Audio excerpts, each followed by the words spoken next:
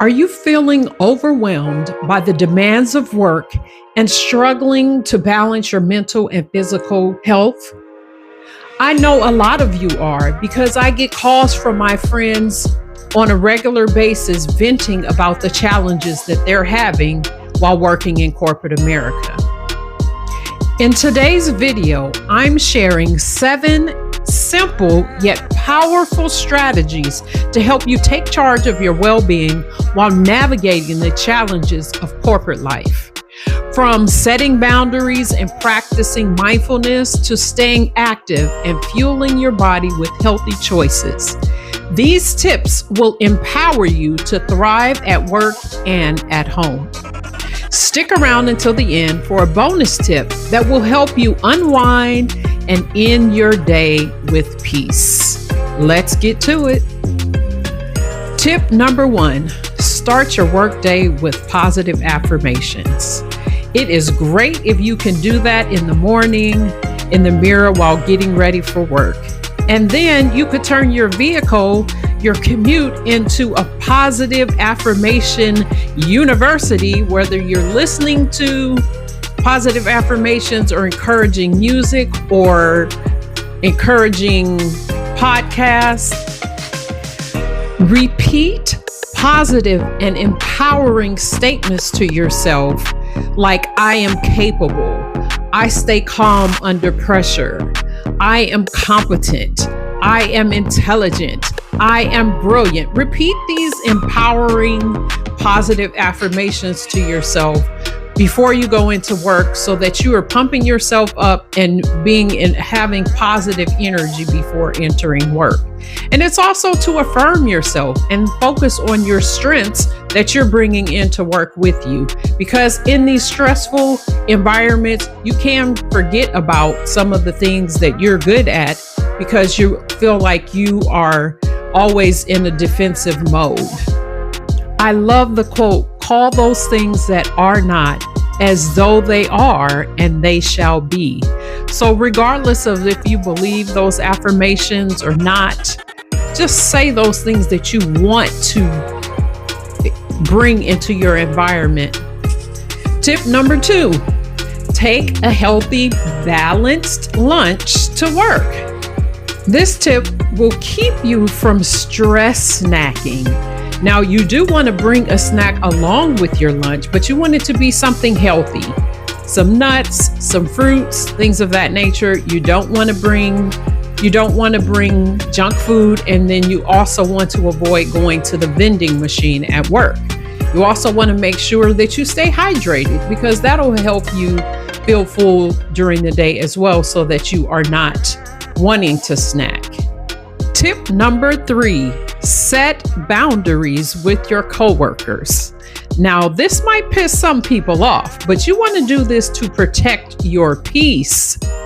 Now, of course, it has to be appropriate, but you want to make sure that you are saying no to things that are outside of your capacity or outside of your role if you know that it'll cause you some kind of stress or mental anguish. Communicate clearly what your expectations are in terms of after hours, what's the latest you'll accept phone calls or emails, or what your job's expectation is. Make sure that you have those clear boundaries set in place. You also want to make sure that you are taking scheduled breaks throughout the day. So even if you don't go outside or go walking or anything, you want to make sure that you're at least standing up, walking around, letting the blood flow at least every hour. You do not want to sit at your desk all day or for hours at a time. You want to make sure that you're getting up at least 10 minutes walking around during the day. So that is another way to just clear your mind and get focused, to refocus on the task at hand. Tip number 4, practice deep breathing exercises to stay calm when under pressure. I love to facilitate box breathing with clients. So the box breathing is where you breathe in for 4 counts, you hold it for 4 counts, breathe out for 4 counts, hold that for 4 counts, and then repeat. So it's 4 in, 4 hold, 4 out, 4 hold. So practice box breathing to help you stay calm under pressure. And then also along with that breathing, you can practice visualization exercises that may help you escape from the current stressor in the situation that you're in at work. With that, also know what your triggers are so that you can stay calm under pressure and remove yourself from the situation so that you don't explode. Deep breathing exercises are really good before a stressful meeting or any meeting and before hard conversations. Tip number 5, take a walk to reset and recharge during lunch. Not only is it good for your heart health, but you also want to think about breathing and getting fresh air and also being in nature, because I know a lot of you are stuck in buildings. Even if you do have a view, it's just those fluorescent lights that you're under all day and just not having any fresh air. So make sure that you're walking. Get some cardio in during lunchtime to reset and recharge. Get yourself out of that situation, the environment of work, to reset, recharge, and then go back after lunch.